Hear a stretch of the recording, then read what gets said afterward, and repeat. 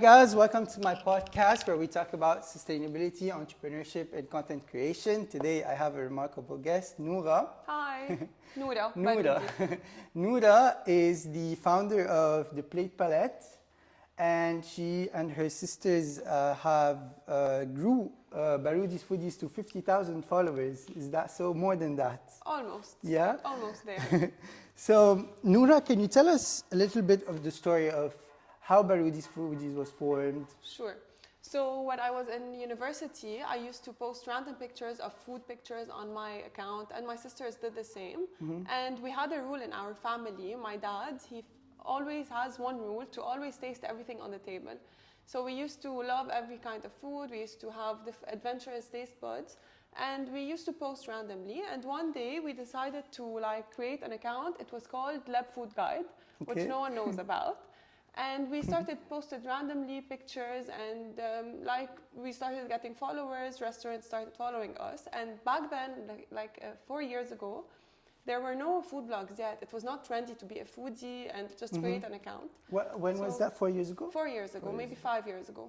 So it was not trendy yet, and we were one of the very few ones.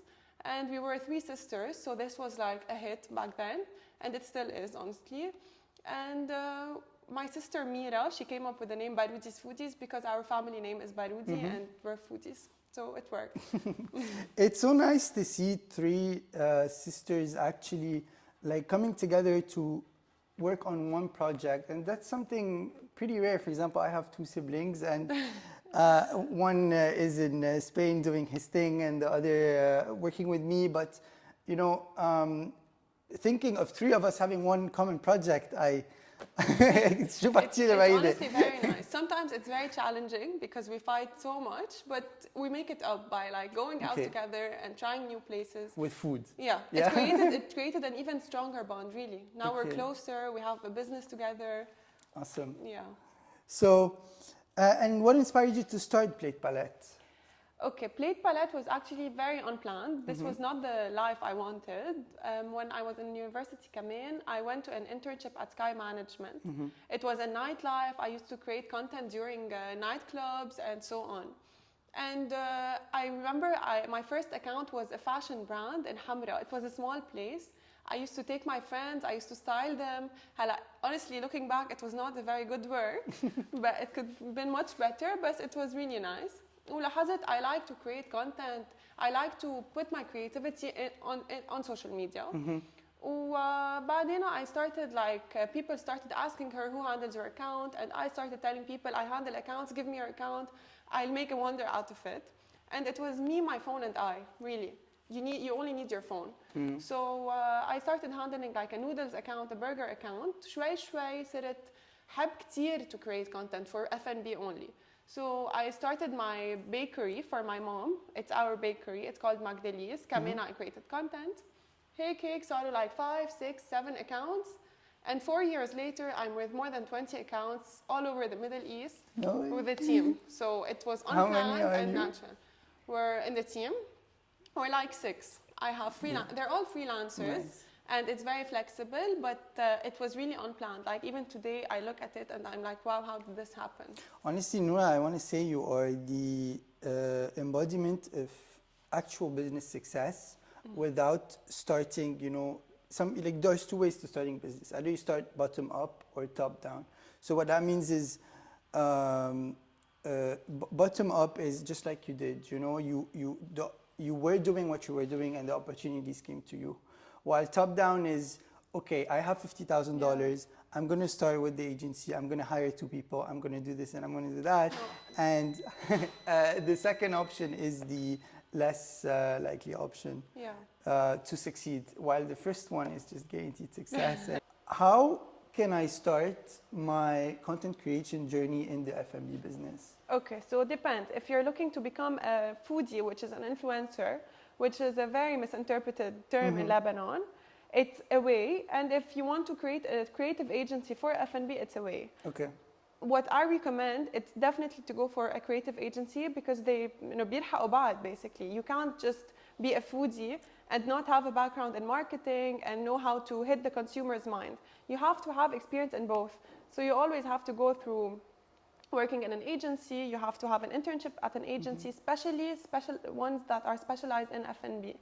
And you always have to like explore and travel and like try always to gain all experience in F&B. And it depends. If you're looking to become a foodie, which honestly at this point in Lebanon, it's becoming oversaturated and بكفي. Yeah. So دايما لازم to come up with something new. Maybe create a podcast for F&B. Maybe have a YouTube channel. Maybe have a TV Absolutely. channel. Anything. So- there are a million ways. So, but you said to start with the agency, but wouldn't it be better to start with the content without really thinking of monetizing any of it and just, but- you know, enjoying it, and then Exactly. the agency comes as a byproduct? Like you can become a foodie, Okay. just marketing restaurants in Lebanon, and after like have an agency. But ما ضروري إنه يلحقوا بعض. Okay. It can be separate. But I really recommend to follow both tracks because the experience I have now is coming from both. Really, Baroudi's food has helped so much. It gave restaurants, it gave me credibility for restaurants. And the agency, like, it helps Baroudi's foodies as well. So they come I want to together. say something. If I have a restaurant in Lebanon, you are the first page I would go to. I think you really put restaurants on a pedestal. Really, And thank just you. any food that you're doing, and it's very Thank you so enjoyable much. to watch you and your sisters Yeah. eating and everything. And also, I think the page also gets the nice places, you know, like Fizo a certain. So we want to hear Zo the Baroudis. So, and I think that's what makes it so successful in that sense. Thank you, really. Manjad. So,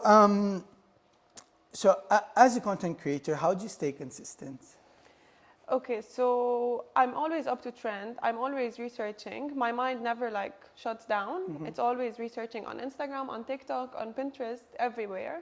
You should always like get inspired by the brand story. You should sit with your client and always treat the client as if it's your own brand and understand what he's looking for and what he wants out of the social media. It's not just there to be a catalog.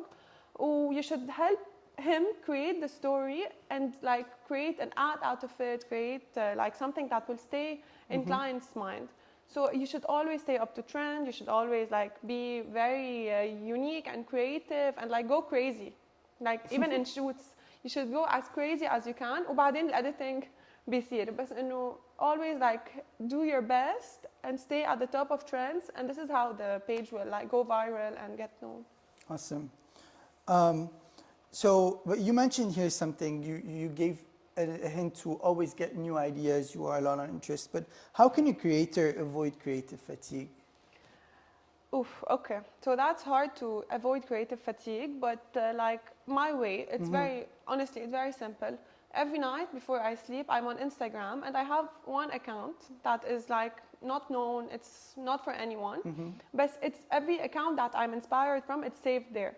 So when I scroll on the feed, it's always random new ideas from Dubai, from Europe, from anywhere in the world, and I just get them saved for each client in an album. And the next day, when I'm creating the mood board for my shoot, I go into this album. I have the ideas I want, and I just create it. Okay. Wow. 20 clients. Yeah. And different, and you're on a payroll with each one. يعني أكيد. you have everything. Definitely. And every morning, I send hi to each. Wow. لازم. Really? كل Okay. يوم. So, Yeah. how did you learn all of this? Like the good business ethic. That's my question. It's my family. Okay. Mostly, they taught me how to like my siblings and my dad and my mom. They taught me how to like be very responsible, be very disciplined, be very efficient.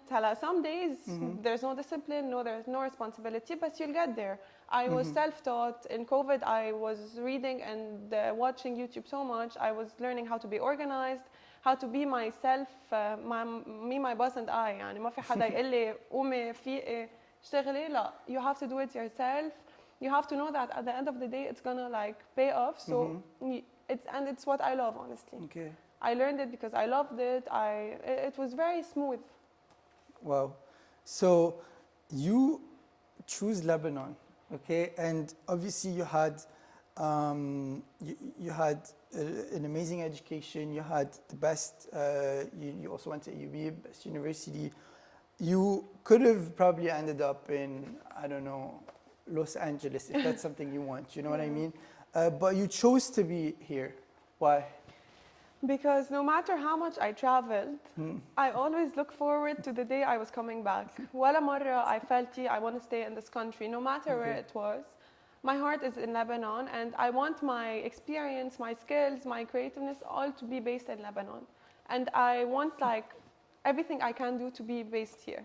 Wow, that's amazing. And you don't see challenges when going to the UAE and Saudi Arabia as like being a Lebanese business? هلا challenges مبلا, of course. We're always like currently we're always like viewed as not very maybe successful anymore or something. But I created like a profile to always put it in their face that we are what we're like representing, and we're stronger than anyone thinks. And when it comes to food, fashion, anything, I'm sure Lebanese people are the best. Absolutely. And they know that in the UAE. I've been living Yeah. there for 3 years. You know, the best restaurants, the best food are all just Lebanese. Exactly. And this helped us kind of. okay. Like Lebanese brands there and Lebanese owners, they really like support you and they welcome you and they help you basically. Okay. So what's next for Plate Palette? Okay. Maybe I'm going to remember this in a couple of years, but Plate Palette is going global soon. Okay. So yeah, hopefully we're going global. Like I want different countries, different cultures. I want to explore as many opportunities as I can and grow my team, hopefully have an office, like step by step. But yeah. Thank you so much. That Thank was Noura Baroudi, the founder of Plate Palette and part of Baroudi's Foodies. Stay tuned for more podcast videos. We had covered fashion, food, HR, recruitment, really all topics. So please stay tuned. Follow Baroudi's Foodies. Please follow the Plate Palette.me. What is that? Theplatepalette.me on Instagram, also TikTok. Baroudi's Foodies on TikTok. And Magdalise. Yeah, and go try Magdalise in Badaro. Actually, my parents live in Badaro, so I should go there. Okay. And yeah, try Magdalise. And Max is it on Toters also? Soon, hopefully soon. Okay, soon on Toters. Yeah. And yalla, inshallah khair. Thank you It so doesn't much. need da'ai, actually.